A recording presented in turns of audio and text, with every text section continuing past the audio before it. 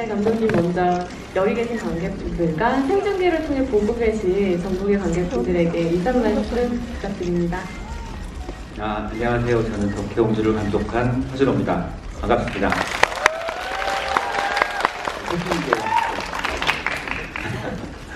또 다른 극장에 있는 전국의 관객 여러분 반갑습니다. 영화 재밌게 보셨어요? 네. 목소리가 좀 네, 반갑습니다. 네, 안녕하세요. 손예진입니다. 이렇게 개봉 전에 극장이 가득 차서 개봉했을 때도 이렇게 가득 차면 얼마나 좋을까 이런 생각을 하면서 오늘 여러분들과 즐거운 시간 됐으면 좋겠습니다. 반갑습니다.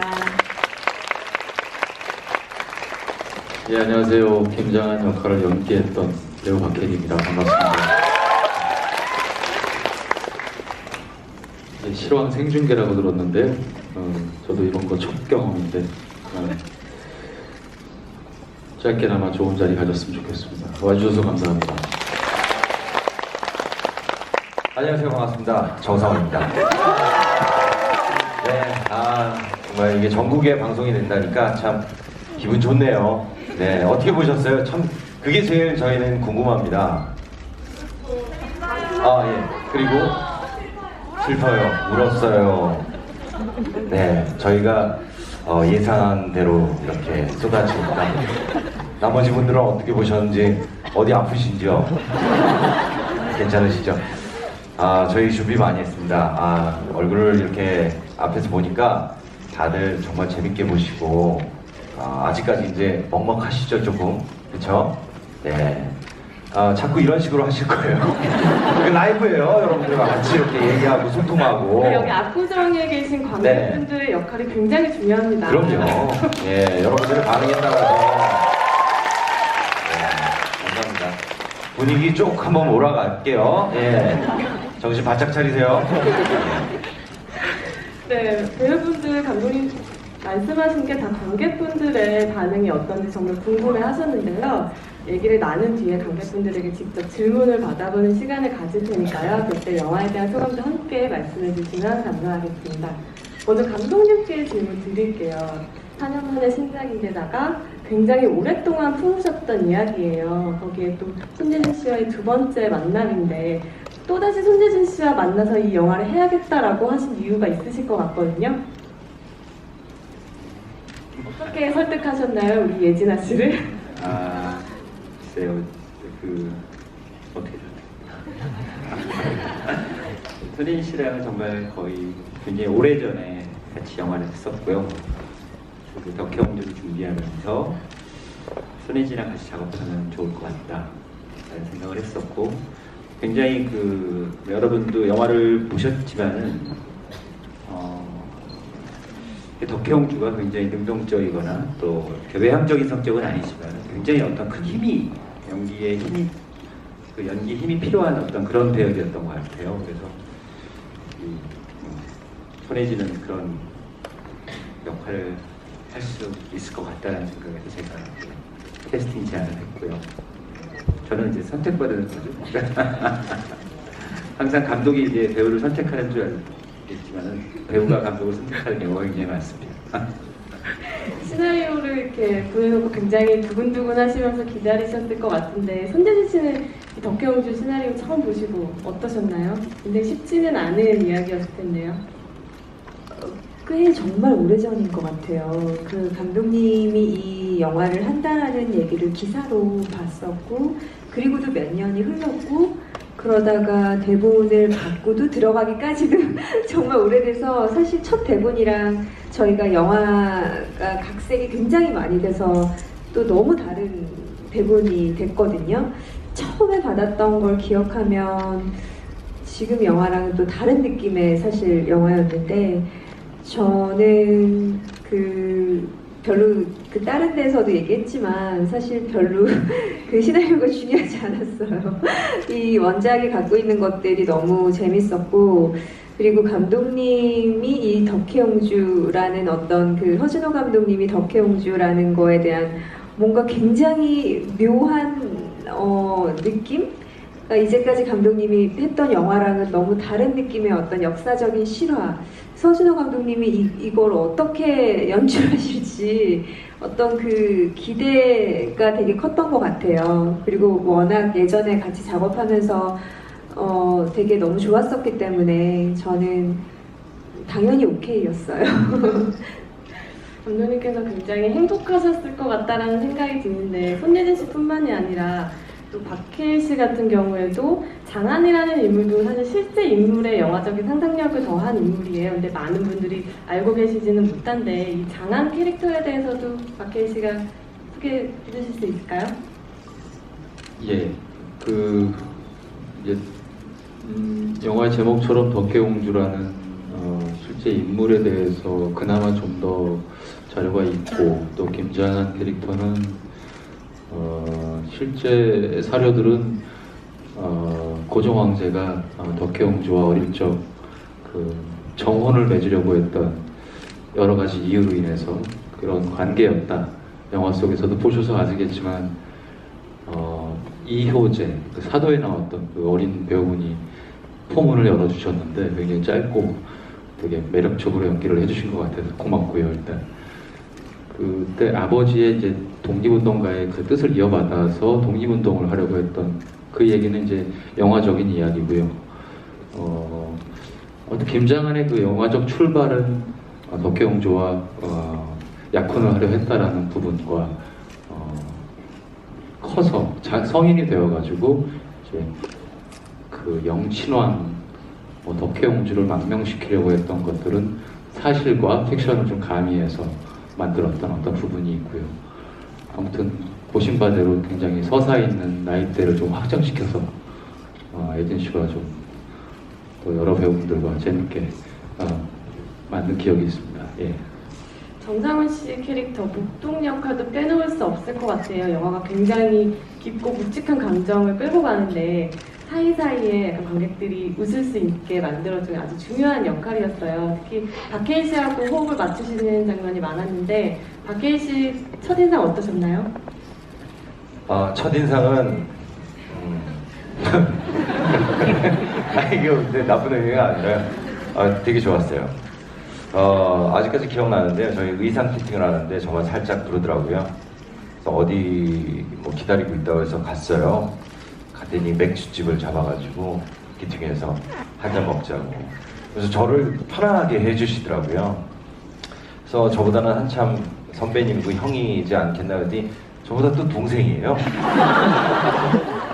그래서 정말 깍듯하게 그 뒤로 저한테 형님 그러는데 네, 되게 이제 형님이 되면 뭐 어디 베풀고 막 그래야 되잖아요. 근데 박해일 씨 같은 경우에는 정말 사람이 좋은 게 먹은 걸 다 계산을 해줘요.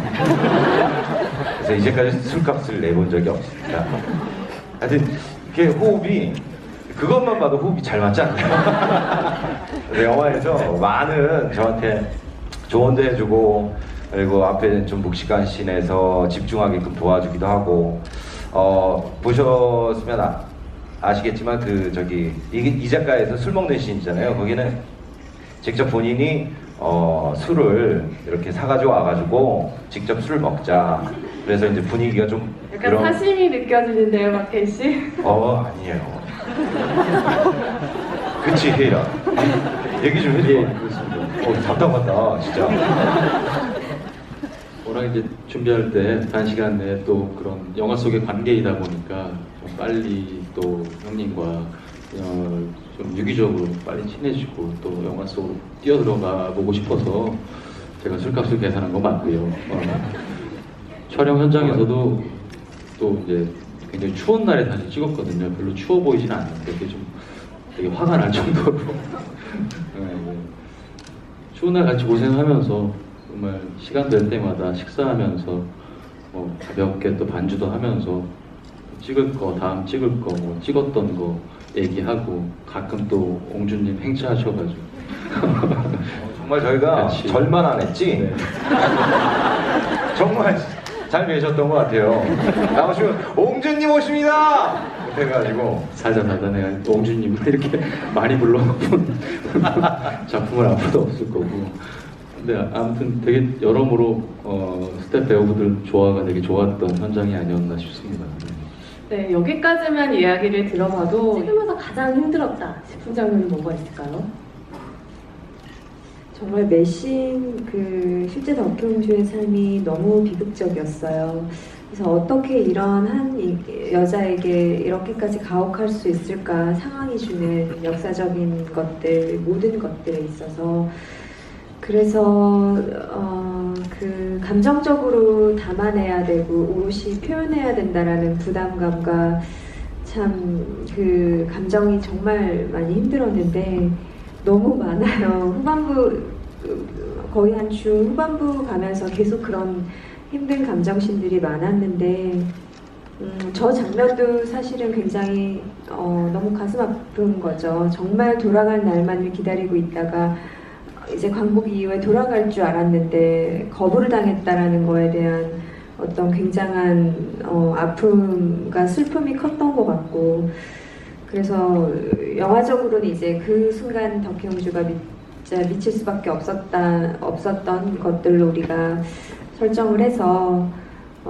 찍었었는데 그 입국 거부 장면도 마찬가지였고 이제 그 복순이랑 그 라미란 언니랑 같이 했던 복순이랑 정말 가족 같은 동무였는데 이제 가족 같은 존재가 떠나갔을 때도 좀 많이 찍으면서 힘들었고 또 그 장한과 우리 이제 같이 망명해서 어쨌든 배가 와서 갈 수 있을 줄 알았는데 바닷가에서 결국에는 함께 하지 못하는 그런 순간순간들 그리고 마지막 입국을 드디어 고국 땅을 밟게 됐던 그 나이가 너무 많이 들은 세월이 흐른 후에 밟을 수밖에 없는 상황들 너무 많이 얘기했죠 제가. 얼마나 힘드셨으면 지금 한 장면 한 장면이 다 아프셨다고 던져서 얘기해야 될 것 같아요. 그만큼 너무 많은 그런 신들, 아픔의 신들이 많았던 것 같아요. 여러분들이 실례로 솔직히- 뭐 말씀 중에 죄송하지만 그 이제 스틸 속에 저 딸과 있는 장면 씬을 제가 감독님한테 들었었는데 그 감정을 유지하려고 그 한 테이크를 찍으면 보통 이제 되게 추운 날이어서 난로에서 이렇게 좀 쉬었다가 다음 테이크를 찍고 하는데 영하 15도? 예, 그랬다고 하거든요. 그래서 근데 그 준비하고 쉬는 장면에서 그냥 그 자리에 누워서 계속 그 캐릭터를 이제 감정을 유지하려고 준비했다는 얘기를 듣고 충분히 그럴만 하겠다. 네. 산 바닥에서 네, 네. 감독님은 그 모습을 보시면서 마음이 아팠지만 그래도 좋으셨을 것 같아요. 명장면을 위해서 배우가 이렇게 열의를 하고 있는 모습에 그 장면이 굉장히 테이크도 많이 갔고 되게 저희가 그걸 하루 만에 찍어야 될 수 없는 장소적인 한계가 있어가지고 24시간을 찍었거든요. 근데 이렇게 그 한택수 윤재문 씨가 나와서 이렇게 손을 내밀고 미쳐가는 장면은 거의 한 22시간 정도 찍고 난 다음에 찍은 상황인데 굉장히 피곤하고 또 너무 추웠어요 그날이. 새벽쯤에 찍었는데 그러면서 입이 메이십니다. 배우가 입이 돌아갈 수 있는 상황인데 사실. 그래서 약간 이게 무슨 약간 무서웠어요. 이게 무슨 접신 느낌도 있었던 것 같고. 그 장면에서 손예진 씨의 얼굴이 분장이 아니었겠군요. 그럼 저는 보면서 분장을 굉장히 잘했다 리얼리티 있게 생각했는데 역시 좀 이상하지 않나요? 네네. 그래서 약간 무서워했었는데. 저도 그 장면 찍을 때 되게 기억에 남았던 게 이제 인터뷰 같은 거 할 때 많은 분들이 그 장면을 물어보시더라고요. 근데 저는 원래는 윤재문 선배님이 되게 귀여우세요. 그래서 사실은 몰입하기가 쉽지는 않아요. 얼굴을 보면은 되게 얼굴이 좀 크고 귀엽잖아요. 화면에서도 고스란히 큰 게 나오긴 하죠. 근데 되게 귀여워요, 표정들이. 윤재문 씨 의문의 1패입니다. 근데 그 제가 이렇게 약간 거부를 당하고 바닥에 쓰러져 있는데 손을 내밀고 이렇게 쳐다보는데 윤재문 선배님이 나오지 않고 제가 나오는 컷이니까 윤재문 선배님이 그냥 서서 저를 보기만 했는데도 약간 진짜 소름이 돋았던 느낌이 나요. 그래서 치가 떨리는 그거에 저도 약간 제가 약간 놀랐던 찍고 난 뒤에 내가 이 표정이었구나. 그래서 덜덜덜덜 떨리더라고요. 그래서 그 순간만큼은 진짜 한택수 그 자체로 보였던 것 같아요. 이렇게 배우분과 감독님의 설명을 듣고 나니까 그 장면의 울림이 더 크게 다가오는 것 같은데요. 다음 스틸 보면서 이야기 더 이어가도록 할게요. 이제는 좀 추운 게 느껴지는 것 같아요. 그렇게 얘기를 듣고 나니까.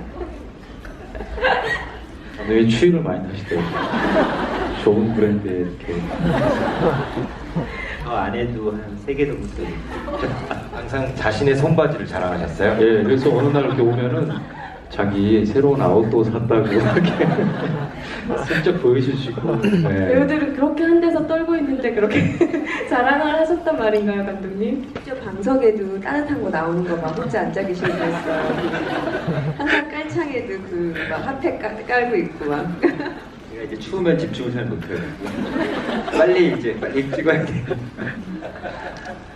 우리도 추워서 집중했거든요. 두 번째 키워드는 도전인데요. 사실 덕혜옹주라는 실제 인물 그리고 또 원작 소설도 있고요. 그럼에도 불구하고 감독님께서 이 영화를 통해서 하고 싶었던, 좀 집중하고 싶었던 부분이 있을 것 같아요. 덕혜옹주에 대해서. 어떤 부분에서 조금 더 영화만이 할 수 있는 이야기가 있었을까요? 이제 이 덕혜옹주에 관한 어떤 자료들은 많지 않았던 것 같아요. 그래서 제가 이제 덕혜옹주를 선택한 거는 물론 이제 그 후에 원작 소설도 읽었지만은 그 TV 다큐멘터리를 보고였어요. 그러니까 정말 어렸을 때 고종의 환갑 때 태어난 딸이었는데 그 나라를 이뤘을 때 얼마나 정말 그 고종도 너무나 예뻐했고 또 그 당시에 그 조선의 민중들이 너무나 마스코트 같이 귀여워했대요. 그래서 지금으로 치면 아이돌 같은 존재였고, 신문에도 무슨 옷을 입었다, 덕혜옹주가 무슨 머리핀을 뭘로 하셨다, 이런 것들이 신문에 다 나왔었어요. 그러니까 그런 어떤 사랑받는 존재였고, 또 실제로 여러분들이 그 쥐라는 노래 혹시 거기서 쥐야 하고 김서연 씨가 불렀던 그 노래의 가사를 직접 썼어요. 그 가사를 저희가 곡은 우리가 붙였지만 그럴 정도로 재능도 많았고 똑똑했던 덕혜옹주가 일본으로 아버지가 그렇게 죽고 일본으로 끌려가서 또 강제로 결혼하게 되고 그리고 이제 정신이 온전치 않은 상태에서 귀국하는 이 느낌이 굉장히 정말 슬펐고 비극적이었어요. 하지만 이 공항에서 기다리고 있었던 상공들 있잖아요. 그건 실제로 있었던 그런 스틸이 있거든요. 그리고 실제로 또 아기씨라고 불렀었고. 정말 슬프고 비극적인 얘기지만은 그 장면에서 저는 어떤 위안 같은 것들이 왔었던 것 같아요. 그래서 이 영화가 굉장히 덕혜옹주의 비극적이고 슬픈 이야기이기도 하지만 또 그를 지키려고 했던 그를 끝까지 귀국시키려고 했던 사람들 그리고 그를 기다렸던 사람들에 대한 얘기 또 그런 얘기로 좀 위안이 되는 얘기였으면 좋겠다는 생각을 했던 것 같아요. 스틸의 정상훈 씨도 보이는데요. 네. 많은 분들이 정상훈 씨한테는 유쾌한 웃음을 기대하시는데 덕혜옹주에서는 그것뿐만이 아니라 진중한 모습, 좀 다양한 면면을 많이 보여주셨던 것 같아요. 네. 특히 망명작전에서 굉장히 중요한 역할을 하셨는데요. 네. 드라마인 영화에서 좀 액션 부분이 그 부분에서 굉장히 부각이 됐었는데 네. 찍으면서는 어떠셨어요? 힘들진 않으셨나요? 사실 여러분들이 보셨으면 다 아시겠지만 제가 그렇게 액션이 많지 않습니다. 저희가 생각했을 때 액션이라면은 담 넘는 거 기억나시죠? 차 운전하는 거 정도인데 만약에 제가 제2거점에 있었다 그러면은 저는 일찍 끝나고 나오지 않았겠죠. 다행히 살아남은 이유가 제2거점이 없었기 때문에 근데 선배님들 그 김항진 역할로 했던 안내상 선배님한테 뭐 전해 듣기로는 그때도 굉장히 기운이 영화여서 가지고 그 먼저 죽으신 분은 바닥에 계속 누워 계셔야 되는데 마치 얼음 위에 있는 듯했다.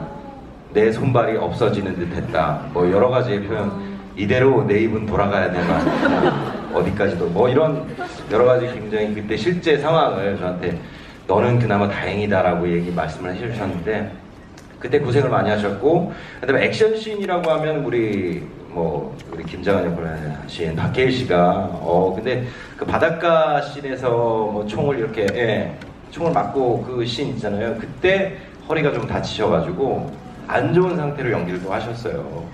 그래서 제가 그 스틸 사진을 제가 찍었거든요. 그 멀리서 제가 안마를 해주는.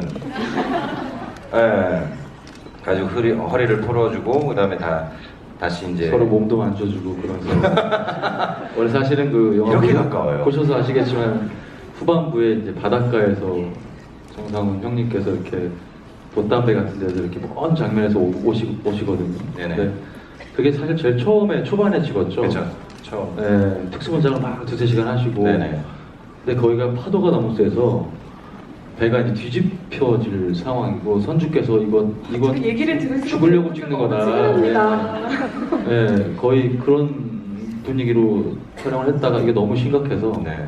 촬영을 잠깐 접고 모든 촬영을 마친 다음에 뒤늦게 또 그거를 이어서 찍었어요. 제가 그 첫 촬영 때 아직까지 생생한데요. 영화 여건이 이렇게도 힘든가. 제가 곧 죽게 생겼는데 앞에서 찍고 계신 분들이. 그때 잠깐 대기하라고 그러고 다른 장면 먼저 찍었어요. 네. 그래가지고 이게 막 물이 여기까지 막 튀고 여긴 난리도 아니었어요. 작은 배기 때문에 이대로 강행을 해야 되나. 둘 중에 하나는 죽겠다.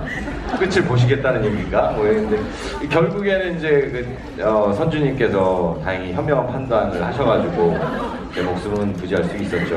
아 정말 다행입니다. 지금 들을수록 이게 굉장히 위험한 영화였다라는 생각이 들고요. 배우분들 이렇게 무사히 제가 제일 위험했어요. 제가. 네, 얘기 나눌 수 있어서 너무 다행입니다. 그럼 다음 스틸 보실까요? 다 말해주고 있는 것 같은 키워드예요.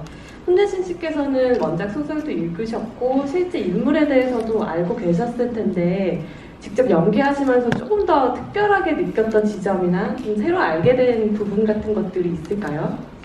참 어려웠던 것 같아요. 자료나 어떤 단편적인 일화들, 그러니까 그런 것들만 남아있고 사진이 많이 남아있었죠. 중요한 덕혜옹주의 순간순간들. 그런 것들을 보면서 역사적인 인물을 제가 얼마만큼 가까이 다가갈 수 있을지에 대한 참 두려움도 있었고 내가 정말 어떻게 연기를 해야지 그 실제 덕혜옹주의 모습과 그분의 성격이나 그분의 모든 것들과 영화 속에 우리가 만들어가고 있는 이 덕혜옹주의 모습과의 그 간극도 사실 너무 어렵더라고요. 그러다 보니까 어떻게 방향을 잡아야 될지에 대한 고민을 아주 많이 했던 것 같아요. 그러면서도 그런 사진 속이나 기록 속에 남아있는 덕혜옹주의 어떤 성격이나 성품들, 그런 눈빛들을 보면 되게 애처로움이 계속 있었어요. 어떤 상황에서 사진을 찍어도 그게 되게 외롭고 우울해 보이는 느낌이 있더라고요. 그리고 이방자 여사의 회고록에도 봐도 정말 그렇게 생기발랄했던 옹주님이 일본을 건너오자마자 정말 말이랑 얼굴빛이 바뀌었다고 하더라고요.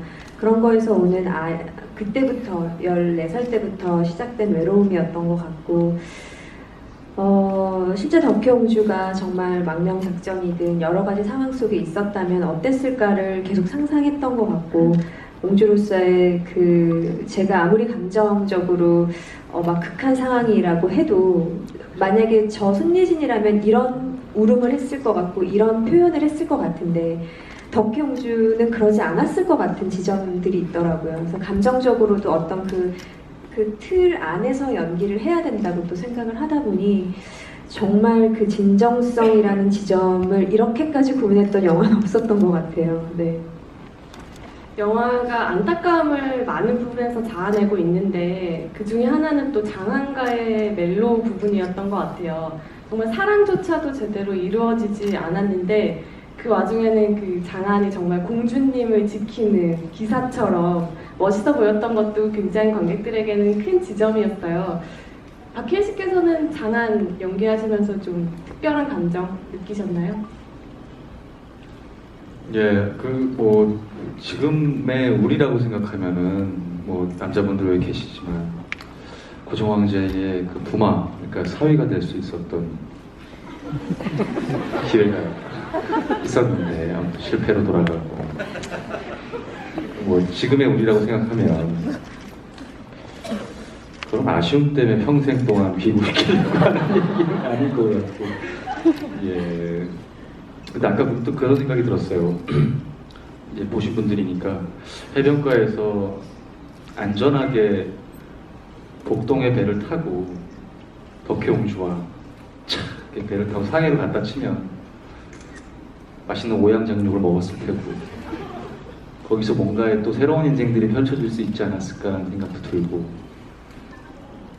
또 그런 부분도 있고 뭐 나이든 복동과 장한이 일본 공항에서 만나고 이렇게 차를 타고 오는 장면이 있었는데 기자분이 많이 물어보시더라고요. 그분들 영화를 보셔가지고 장한이 이제 그 사이에 드라마가 없잖아요. 결혼을 했을 것 같냐 안 했을 것 같냐 물어보더라고요. 그래서 좀 날카로운 질문이었죠. 실제로 감독님과 이렇게 현장에서 둘이 차 안에서 찍은 장면이 있었거든요. 복동은 그 차 안에 가족 사진에 애가 셋이고 막 넷이고 또 하나 준비하고 있고 막 그런 사진의 얘기가 있었고 그래서 살짝 물어봐요 저한테 그 뭐 성님은 결혼하셨냐고 그래서 어땠을 것 같나라고 역으로 물어보는 장면도 찍었었고 창가를 보면서 이렇게 아무 말이라도 하는 장면도 찍었었고 그게 이제 뭐 어떤 멜로적인 측면에서는 분명히 도움이 될 수 있으나 전체적인 맥락에서는 좀 흐름이 좀 더뎌지면서 편집이 된 걸로 알고 있고 전체적으로 김장한이 덕혜옹주를 평생 동안 지키고 귀국시켜야 하는 동력은 이게 이런 것 같아요. 그러니까 물론 그 시대 안에서 저는 이 영화의 또 다른 캐릭터가 그 시대라고 보는데요. 그 시대 안에서 개인과 개인의 어떤 약속을 하고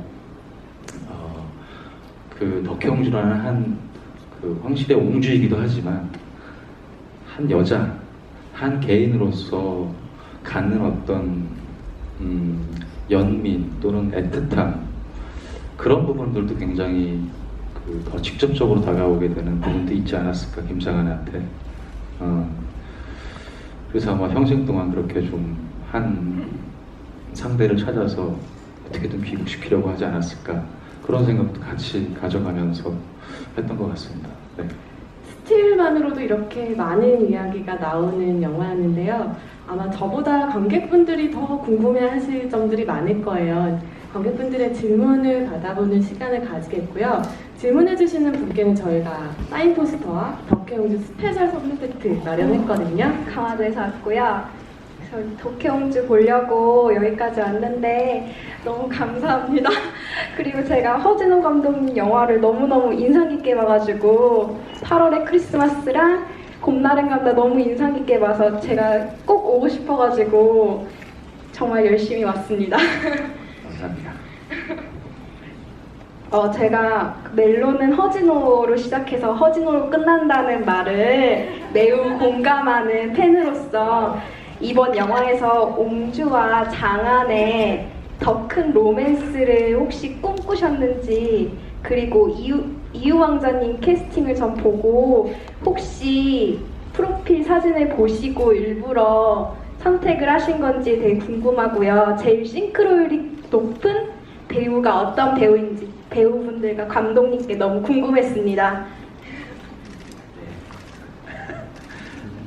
글쎄요, 이제 덕혜옹주는 아까 우리 박혜일 씨가 또 얘기했지만 정말 끝까지 그 옹주를 지키고 다시 돌아오게 하려고 하는 어떤 것들이 이것이 그냥 그 여러 가지가 있었던 것 같아요. 거기에는 그 어떤 그 시대를 같이 살았던 어떤 사명감, 또 거기에는 또 어떤 둘만이 가졌던 그런 사랑에 대한 느낌, 또 그 역사적 책임감, 여러 가지가 있었던 것 같거든요. 그래서 이 영화를 하나의 그냥 어떤 사랑의 감정으로만 가져가는 것보다는 그 역사와 그 시대가 주는 그런 상황을 가져가고 싶었어요. 그래서 아마 둘의 멜로는 굉장히 어떻게 보면은 정말 우리가 정말 순수하고 그런 멜로로 그려진 것 같아요. 8월의 크리스마스 같았어요. 글쎄요. 그러니까 손을 잡았나 하여튼. 굉장히 네. 아가페적인 사랑이었죠. 근데 그 밤에는 술도 마시고 그래서 그 밤에는 어떤 일이 일어났는지 저도 잘 모르겠어요. 무슨 일이 있었던 것 같기도 하고 제가 알 수 없는 부분인데 그거는 하여튼 뭐 그 덕혜옹주에 대한 얘기가 굉장히 무겁잖아요. 무겁고 이 너무 그 삶에 있어서의 그 비극성이 정말 그 영화를 볼 때 굉장히 어떻게 보면은 힘들게 하고 하지만은 저도 영화를 찍으면서 덕혜옹주가 그런 정말 무슨 독립운동가가 아니잖아요. 그리고 우리가 정말 위인도 아니고 어떻게 보면은 그냥 그 고종의 막내딸로 태어나서 굉장히 어떻게 보면 소극적인 삶을 살았고 뭐 할 수 있는 일이 아무것도 없었지만 그 삶에서 주는 어떤 그 뭐랄까요 그 슬픔과 이런 것들은 제가 이제 이 영화를 만들면서 이것을 그냥 멜로로만 보여주기에는 조금 더 큰 얘기가 있었던 것 같아요. 그래서 2편 요인이 근데 하여튼 그렇지만은 둘의 그런 감정들은 애틋한 것 같아요. 그 눈빛들이 정말 보면은 장한이 덕혜를 보는 또 덕혜옹주가 장한을 보는 그 눈빛들은 굉장히 좋은 것 같고 우리 정상우 씨도 원래 라미란 씨와 멜로를 좀 아주 많이 했어요. 그 웃음은 어떤 아니 의미인가요? 원래 그 네. 칵테일 만드는 장면에 라미란 씨가 나오기로 했었는데 네. 워낙 또 바쁘시고 그래가지고 그때 만약에 나왔으면은 둘의 멜로가 아마 생기지 않았을까. 나이 차이를 좀 몇 살 차이로 했었지. 그때 이제 10살 차이 나는. 10살 차이로. 네네. 영화에 굉장히 안타까운 멜로가 두 개나 숨어 있었군요. 그리고 관객분들께서 이우왕자 캐스팅, 고수 씨 굉장히 싱크로 높였는데. 저도 그 사진을 보고 고수 씨랑 정말 닮았죠. 그거는.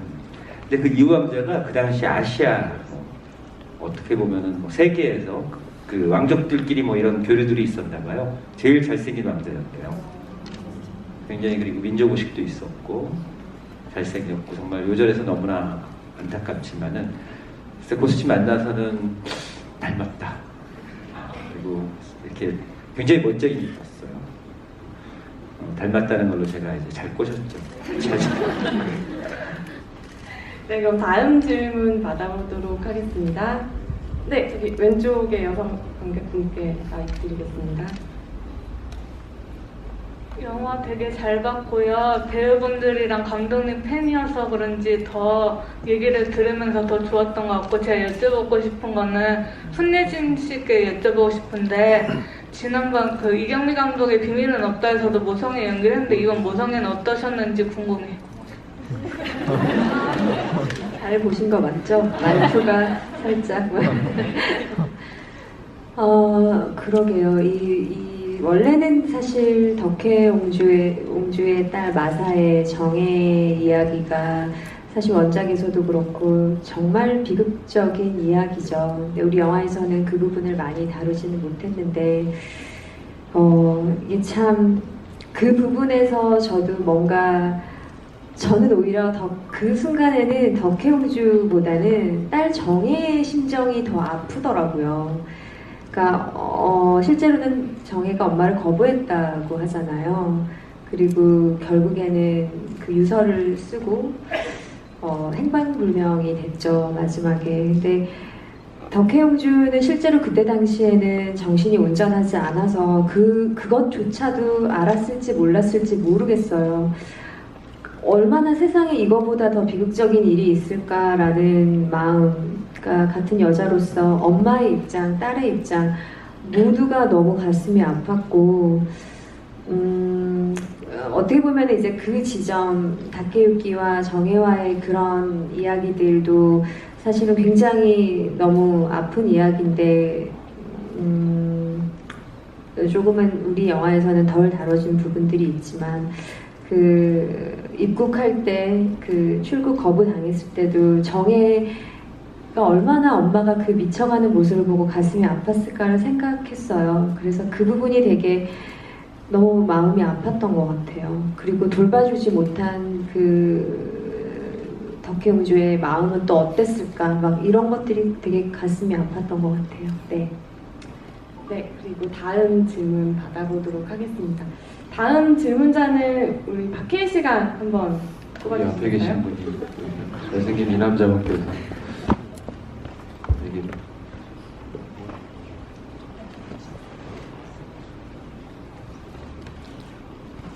네, 작품 너무 잘 봤습니다. 저는 손예진 씨한테 질문 드리고 싶은데요. 앞에 시간 지금 정말 예의상이라도 다 짚고 넘어가시지. 참 야박하시네요. 그 다른 작품들보다 훨씬 캐릭터에 더 몰입을 깊게 하셨던 것 다른 같은데, 작품 몰입 안 한 것 같아요.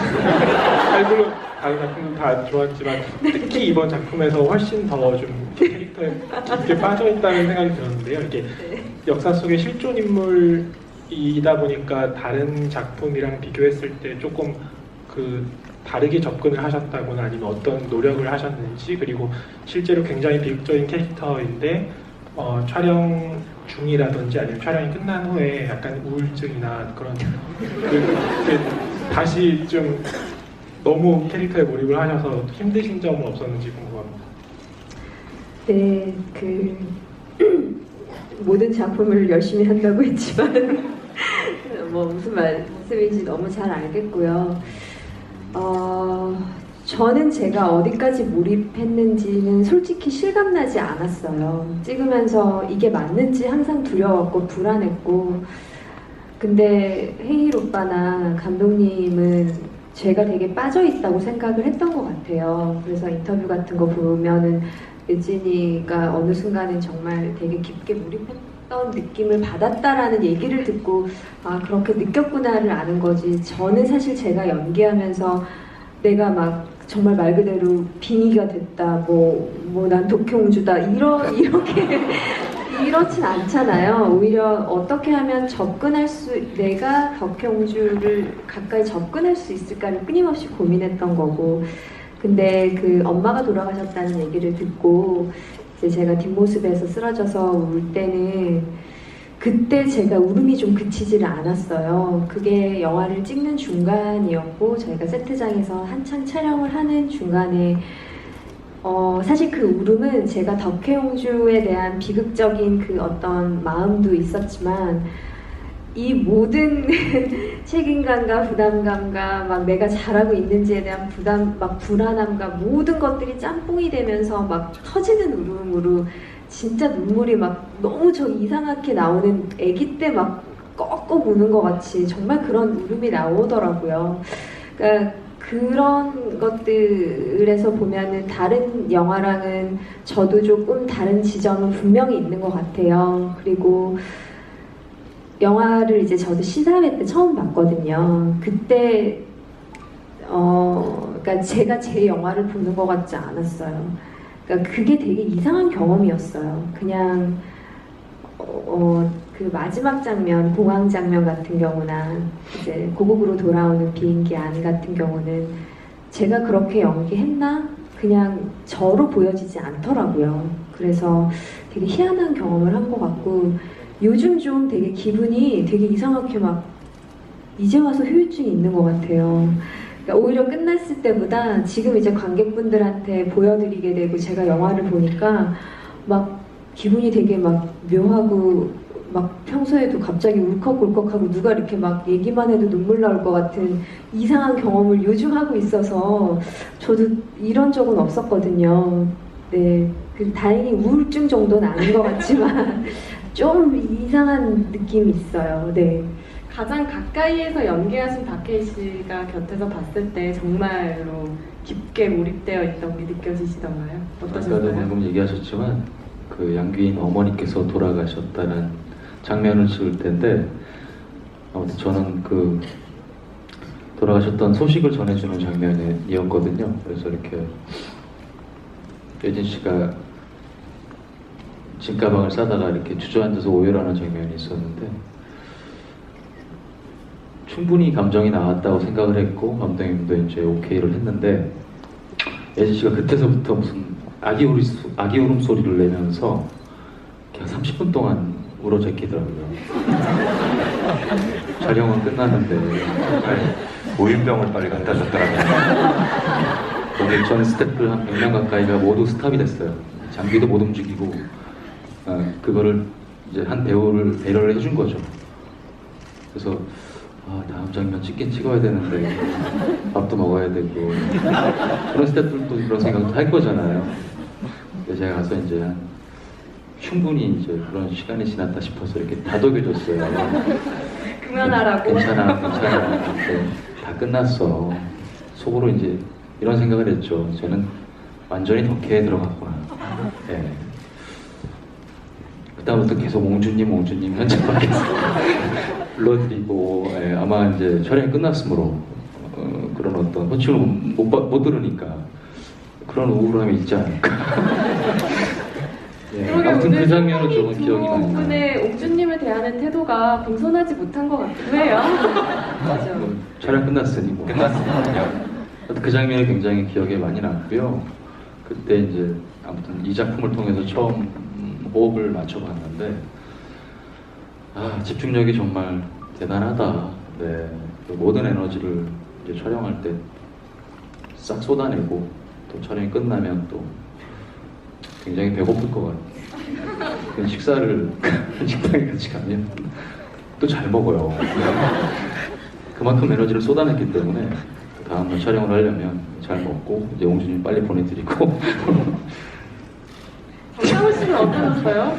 정상훈 씨는 또 그 에너지 충분히 느끼셨나요? 현장에서 손예진 씨. 그럼요. 저도 뭐 혜일 씨랑 저는 사실 그 예진 씨 이렇게 멀리서 그 감정씬 같은 경우는 방해를 안 하려고 멀리서 이제 지켜봤어요. 근데 두 분이서 만나는 씬에 제가 이제 그때는 저는 촬영이 없었는데도 불구하고 제가 커피차를 보냈죠.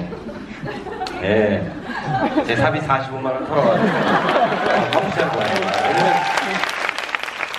저는 대본을 보면서 그 장면이 가장 이 두 분이 어떻게 만날까, 어떻게 관객 여러분들한테 울림을 드릴까라는 것에 대해서 제일 이 장면이 좀 잘 나왔으면 했어요. 근데 저도 시사를 봤는데 정말 잘 나왔더라고요. 이 모든 것은 어디 커피의 덕이라는 생각이 들면서.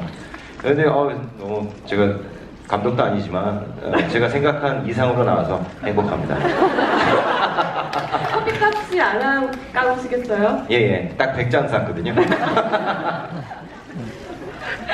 오늘 굉장히 많은 이야기를 나눴는데요. 영화가 깊은 만큼 깊은 이야기도 있었고 관객분들에게 웃음을 드리는 이야기도 있었는데요. 이쯤에서 우리 배우분들과 감독님의 마지막 인사 말씀 들어보도록 하겠습니다. 먼저 감독님부터 관객분들께 인사 부탁드립니다. 네, 오늘 너무 좋았습니다.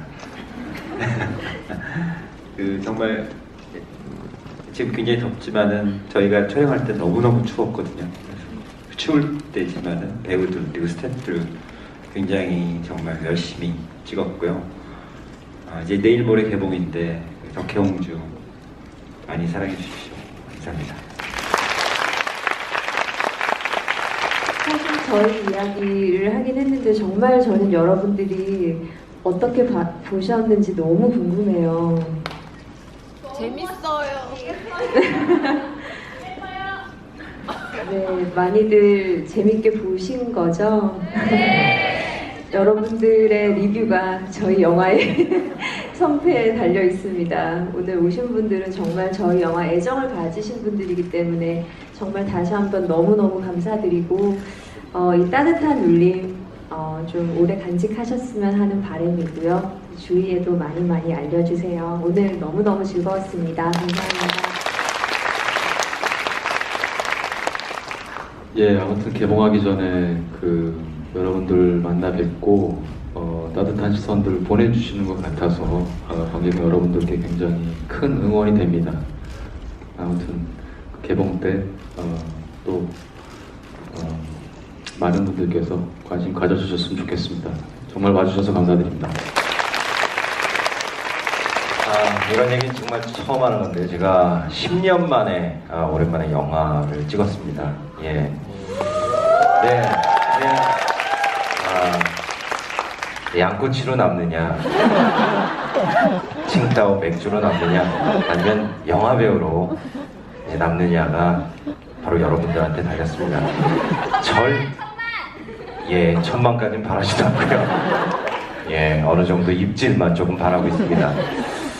그러기 위해서 여러분들의 진짜 작은 힘이 필요합니다. 여러분들 CGV에는 조그만한 에그가 있더라고요. 예, 전국에서 보시고 계시겠지만 그 에그 좀 안 터뜨리고 골드 에그로 관객평 좀 쭉 길게 마치 알바처럼 좀 써주시면 절 위해서 좀 부탁드립니다. 저 영화를 다시 일어보고 싶습니다. 절 위해서. 감사합니다. 정말 정상우 씨의 포부가 입장안에 뜨겁게 달궜습니다. 네. 지금 관객분들에게 거의 커피차를 쏠 것 같은 그런 에너지였는데요. 제가 500만 되면은 제가 약속을 했거든요. 예, 경복궁에서 혼자 나가서 프리허그. 별로 제 양쪽에서 커피 대롱을 이렇게 심어가지고 보시면은 안으면서 커피 쪽 빨아주시겠어요. 그 공약 꼭 지킬 수 있길 네, 바라고요. 8월 3일 개봉하는 덕혜옹주 오늘 와주신 분들의 좋은 입소 부탁드리고요. 시원하고 통쾌한 영화도 보시고 가슴 울리는 따뜻한 덕혜옹주도 함께 즐기시길 바랍니다. 그러면 저희 잠깐 장례를 정리하고요. 관객분들을 위한 포토타임 가지도록 하겠습니다.